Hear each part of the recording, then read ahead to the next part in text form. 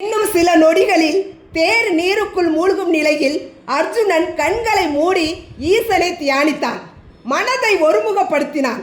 மாதலி மூச்சை இழுத்து கொண்டு தேரை கடலின் ஆழத்திற்குள் செலுத்து என்றான்.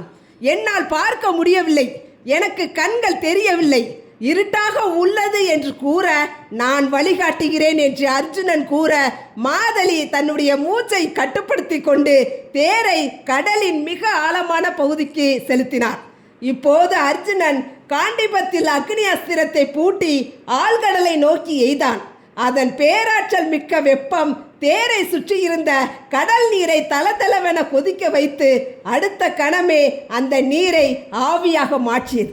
அக்னி அஸ்திரத்திற்கு பின் அவர்கள் இருவரும் பாதுகாப்பாக இருப்பதற்காக உடனடியாக ஒரு கேடய அஸ்திரத்தை உபயோகித்தான். அது தேரையும் குதிரைகளையும் மாதலியையும் சுற்றிலும் ஒரு பிரம்மாண்டமான காற்று குமிழி போன்ற பாதுகாப்பு கவசத்தை உருவாக்கியது. கடலின் மிக ஆழமான அடித்தளத்தில் தேரை நிறுத்திவிட்டு அர்ஜுனன் இப்போது நிதானமாக கம்பீரத்துடன் பேசத் தொடங்கினான். மாதலி, உனக்கு ஒன்று தெரியுமா? என்னை சப்தவேதி என்று அழைப்பார்கள். என்னால் ஒளியை கொண்டும் இருளிலும் துல்லியமாக கணைகளை எய்து போரிட முடியும். காற்றை விட இங்கு நீருக்குள் இன்னும் அதிகமாக அதிர்வலைகளை என்னால் உணர முடிகிறது.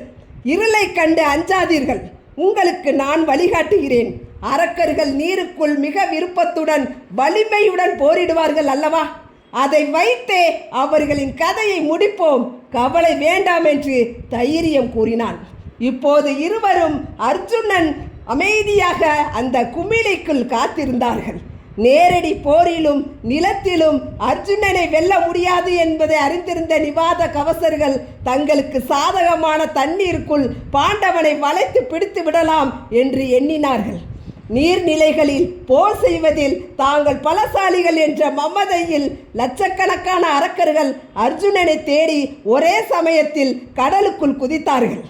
அர்ஜுனனின் அக்னி அஸ்திரத்தின் சக்தி மேலே இருந்து பார்க்க கடலுக்குள் ஏதோ ஒரு ஒளி விளக்கு எரிவதைப் போல தெரிய அரக்கர்கள் கூட்டம் முழுவதும் தண்ணீருக்குள் இறங்கி அந்த ஒளியை நோக்கி நகர்ந்தது.